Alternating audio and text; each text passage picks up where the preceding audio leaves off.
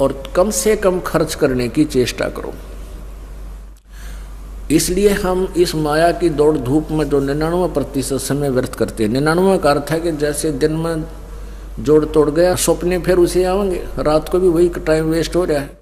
अब यदि हम भक्ति ज़्यादा करेंगे, सत्संग ज़्यादा सुनेंगे, तो स्वप्न भी हमने भगवान की वाणी याद आया करेगी, स्वप्न में परमात्मा की चर्चा होगी या सिमरन शुरू हो जाया करेगा, तो हमारा ज़्यादा समय फिर भगवान की भक्ति में लगा करेगा, हमारे वजन हल्का हो जाएगा। अब क्या है कि जैसे एक रक्षाबंधन का त्यौहार आता है, रक्षाबंधन के त्यौहार पर बहनें अपने घर जाती हैं, अपने भाइयों के राखी बांध गाती हैं। किस लिए बांधती हैं? कि भैया मेरी रक्षा करना। पुण्यात्माओं, जो रक्षक है उसका तो हमें पता भी कोई नहीं। वैसे तो बहुत जगह ऐसी घटना घटी है। एक बहन बता रही थी कि जी मैं इस आपका उपदेश लेने से पहले अपने घर गई, अपने भाई का राखी बांधन, इकलौता भाई था।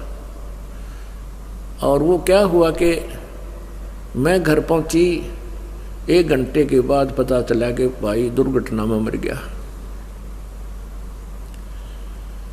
अब वो राखी रुखी तब भूल गई, टक्कर मारने द्वारा के। पुण्यात्माओं,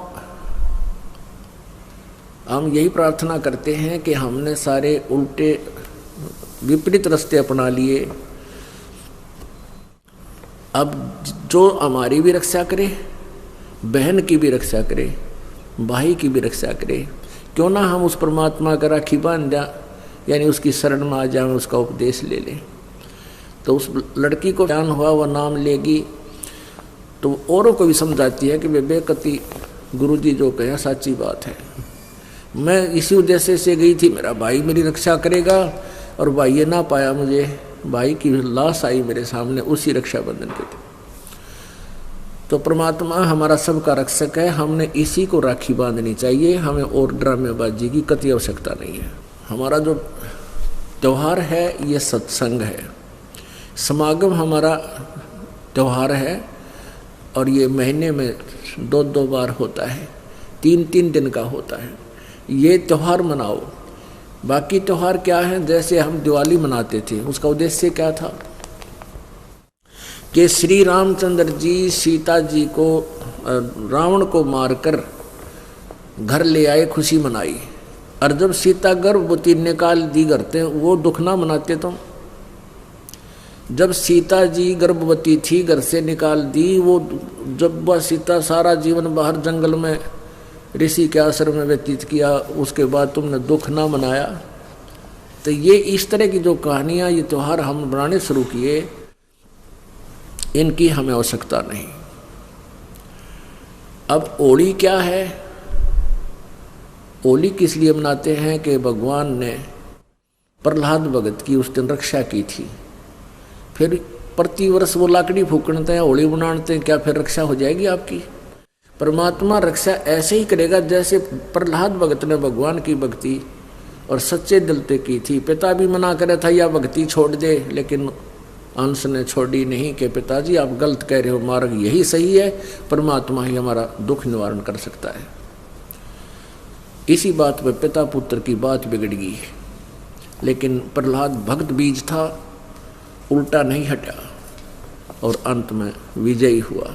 ऐसे ही आप जी ने ये भक्ति मार्ग मिल गया जो प्रहलाद के पास था, वो आपको मिल गई भक्ति।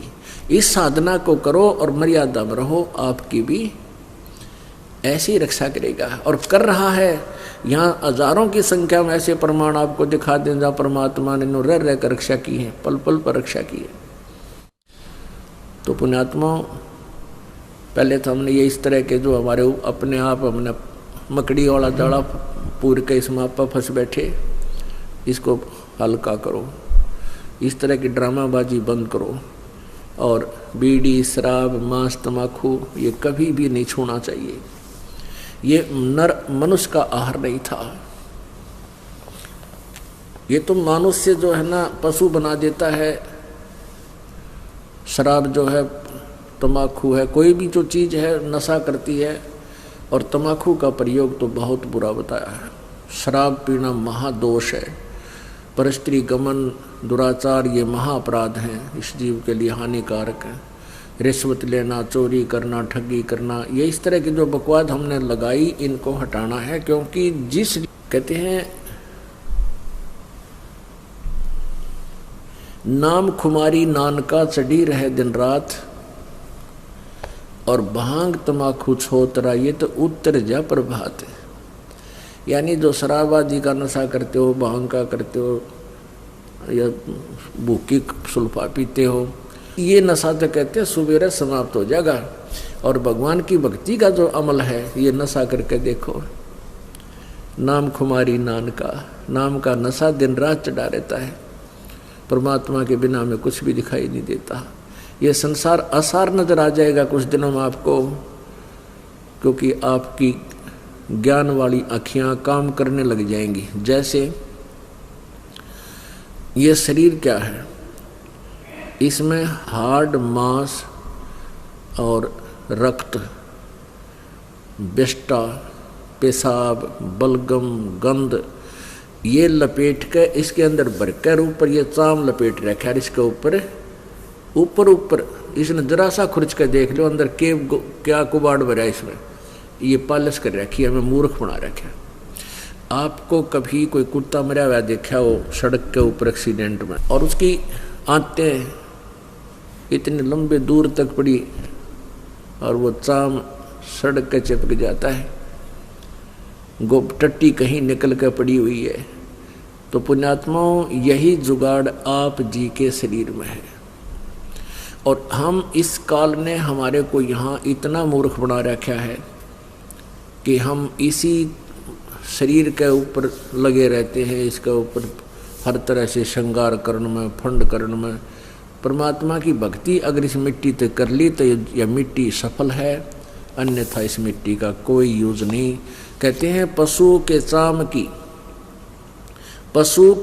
की पातन बन जा, पातन कहते हैं जूतों को, और नौबत और नंगाड़ा, यानी पशु के चाम का ये बाजा बजाने के ढोलक ढालक भी बन जाते हैं। लेकिन नरदे ही किसे काम न आवे, जलबज हो जा छारा, या मनुष्य का चाम तो ये भी काम ना आवे। इतना घटिया है ये शरीर, यदि इससे परमात्मा की भक्ति नहीं की।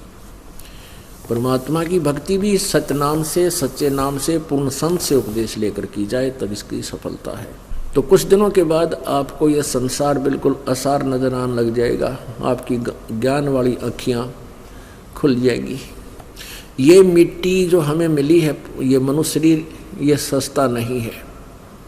यदि इससे भक्ति की जाती है तो ये बहुत काम की चीज़ है। इसका एक श्वास कितना कीमती है। कबीर साहब कहते हैं, कहता हूँ कई जात हूँ और कहूँ बजा कर ढोल, और सांस जो खाली जात है तीन लोग का। संत रामपाल जी महाराज के आशीर्वाद से पूरे विश्व में 500 से ज़्यादा नामदान दीक्षा केंद्र खोले जा चुके हैं। जिस भी भक्तात्माओं को संत रामपाल जी महाराज से गुरु दीक्षा प्राप्त करनी है, वह अपने नज़दीकी नामदान केंद्र से गुरु दीक्षा प्राप्त कर सकते हैं। नामदान केंद्र की जानकारी के लिए इन नंबर पर संपर्क करें 8222880541।